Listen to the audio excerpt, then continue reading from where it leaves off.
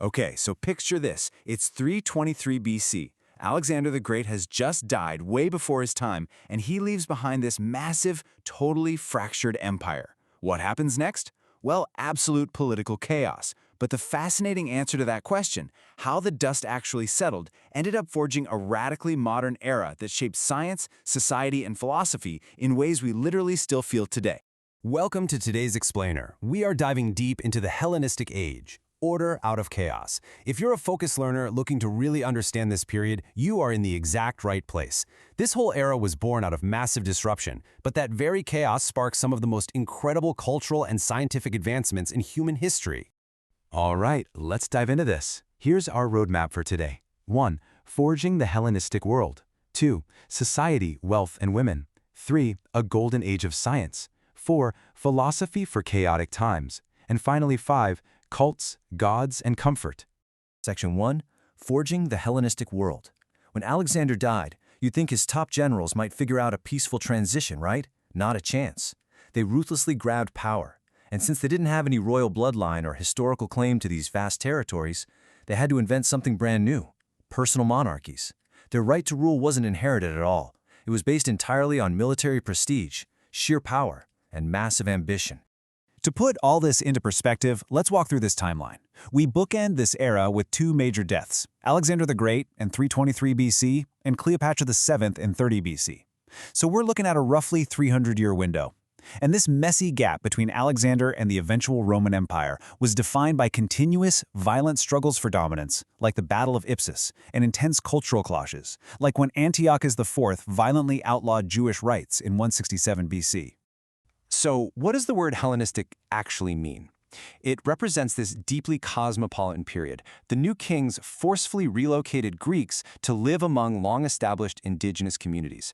They basically smashed Greek urban life together with ancient Near Eastern traditions. It wasn't just a political shift, it was a highly intentional cultural blending that created a truly mixed international world.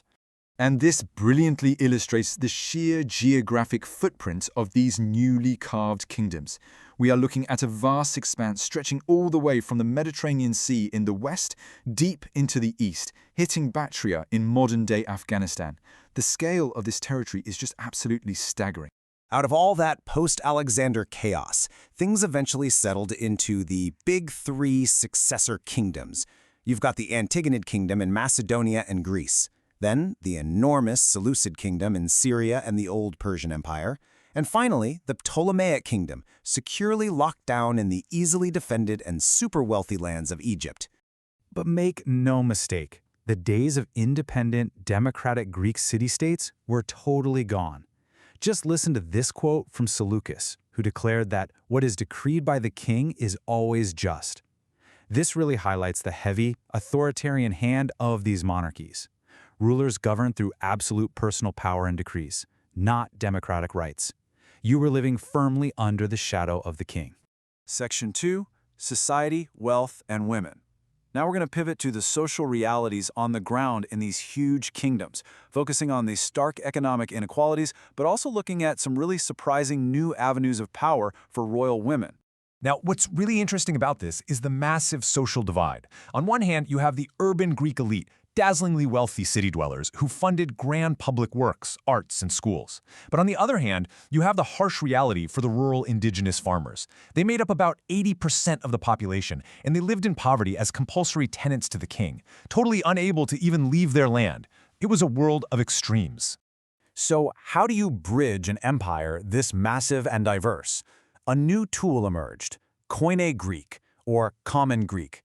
You can think of this as the modern English of the ancient world. It became the ultimate international language for commerce and government. It spread like wildfire. Even the Mauryan king Asoka in distant India used it in public inscriptions to share Buddhist teachings. It literally held the Hellenistic economy together. While the rural poor definitely struggled, at the very top of the social pyramid, we see a wild rise in the status of royal women.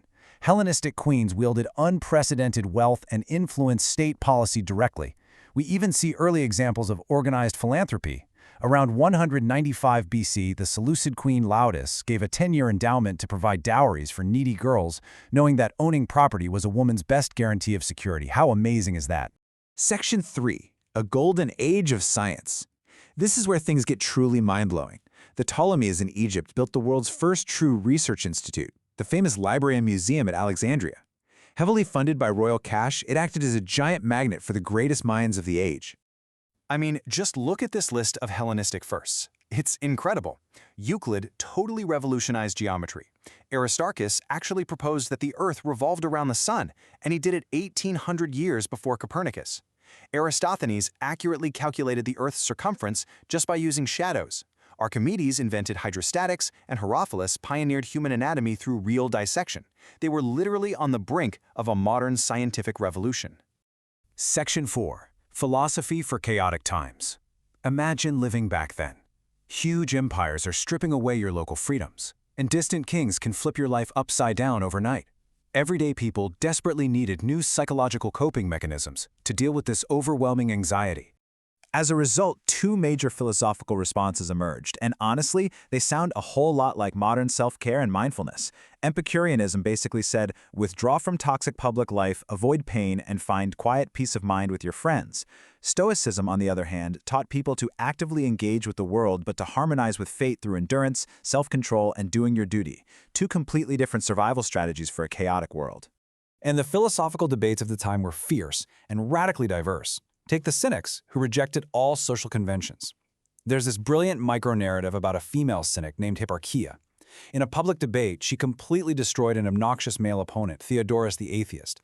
Using his own logic against him, she argued, hey, if you striking yourself isn't considered wrong, then me striking you isn't wrong either. It just shows how inclusive and vibrant Hellenistic debate had become.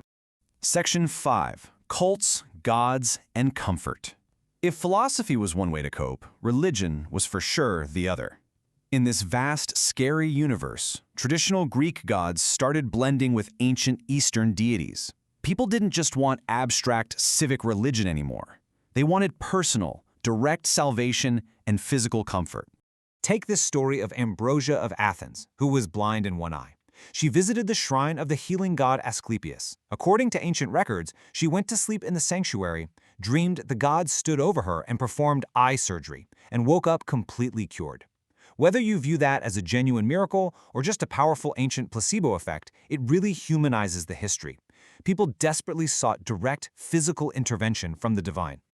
So, the crucial point here is that the religious landscape absolutely exploded with variety. People turned to astrology to find some kind of mathematical order in the stars. They created ruler cults deifying living kings for protection. Mystery cults offered secret knowledge. And at the same time, groups like the Jews fiercely fought to retain their ancient traditions against this forced blending. In fact, Hanukkah specifically commemorates their victory against forced Hellenization. But you know, amidst all these clashing empires and cosmic philosophies, the core of the human experience stayed deeply personal. Read this beautiful epigram from the Hellenistic female poet Gnosis. Nothing is sweeter than Eros. All other delights are second to it. Whoever Aphrodite is not kissed knows not what sort of flowers are her roses. It's a great reminder that despite the grand scale of the Hellenistic world, everyday emotions like love were still front and center. Now, over 2,000 years later, we find ourselves living in a massive, interconnected, and, let's be honest, often chaotic world. We deal with geopolitical shifts, crazy scientific breakthroughs, and total information overload. So, how do you find your peace? Do you look to science, to philosophy, or to your community? Thank you so much for joining me on this explainer. I hope this journey through the Hellenistic Age sparked your curiosity and showed you just how much we still have in common with the ancient world. Keep learning, keep questioning, and I'll catch you next time.